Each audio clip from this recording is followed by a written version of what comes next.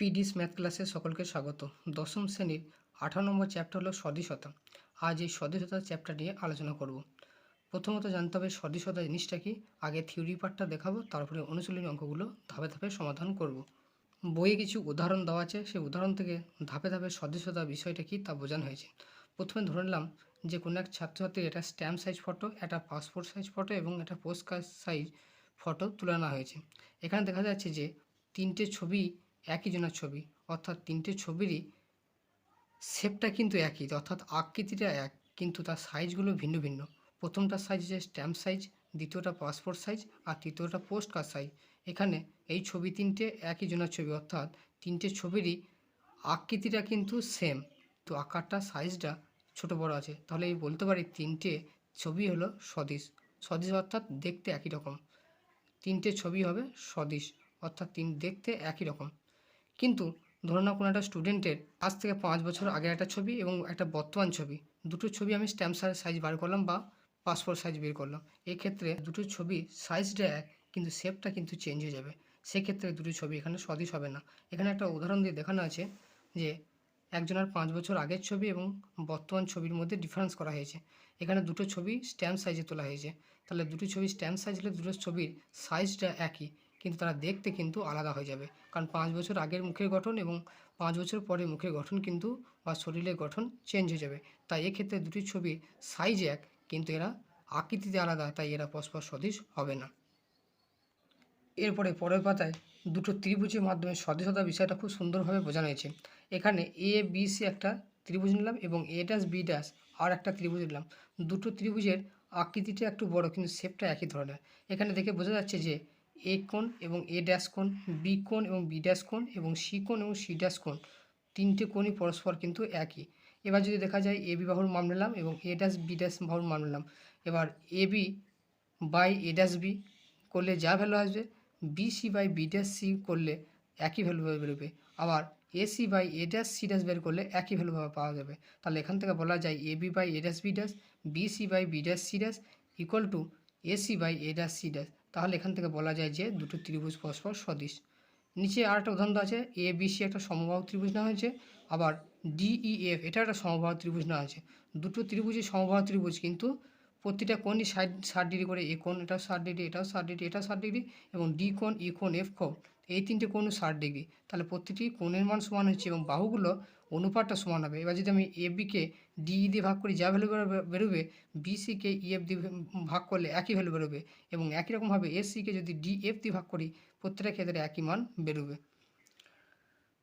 এখানে দেখানো হয়েছে A B by DE, AC by DF, BC by EF প্রত্যেকের ক্ষেত্রেই 3/5 বেরিয়েছে। তাহলে এখানে এবিসি এবং ডিইএফ দুটি ত্রিভুজ পরস্পর সদৃশ। অর্থাৎ সদৃশ কথা অর্থ হলো দেখতে একই রকম হবে, আকৃতিটা একই হবে, কিন্তু সাইজটা ছোট বড় হতে পারে। এরপরে সদৃশ এবং সর্বসমের মধ্যে একটা সম্পর্ক আছে। যদি দুটো ত্রিভুজ সরসম হয় তাহলে ত্রিভুজ দুটো সদৃশ হবেই, কিন্তু ত্রিভুজ যদি সদৃশ হয় তাহলে সরসম নাও হতে পারে। এটা খুব ইম্পর্ট্যান্ট একটা স্টেটমেন্ট, অনেক সময় শর্টে দিয়ে দেয়। এরপরে একটা বহুভুজ নেওয়া হয়েছে। এখানে ছোট্ট একটা বহুভুজ নেওয়া হয়েছে, তার বাহুর দৈর্ঘ্য 2.5 সেমি, 1.7 সেমি, 1.9 সেমি, 1.8 সেমি এবং 1.8 সেমি। বাহুটা 5 সেমি, এটা 3.6 সেমি, এটা 3.6 সেমি, এটা 3.8 সেমি, এটা 3.4 সেমি। এবার এই বহুভুজটার প্রতিটি কোণের মানই সেম আছে। এখানে যদি 90 হয়, এটাও 90 ডিগ্রি, এটা 113, এটাও 113, এটা 110, এটা 110, এটা 107, এটাও 107, এটা 120, এটা 120, অর্থাৎ প্রতিটি কোণের মান সমান। এবার যদি বাহুগুলির অনুপাত সমান হয় তাহলে বলতে পারবো দুটো বহুভুজ পরস্পর সদৃশ হবে। এবার যদি আমি এই বাহুটা বাই যদি এই বাহুটা বার করি, তাহলে 2.5 সেমি বাই 5 সেমি, তাহলে এটা হবে হাফ। আবার যদি 1.7কে যদি 3.4 দিয়ে ভাগ করি, এক্ষেত্রে মানও হবে হাফ।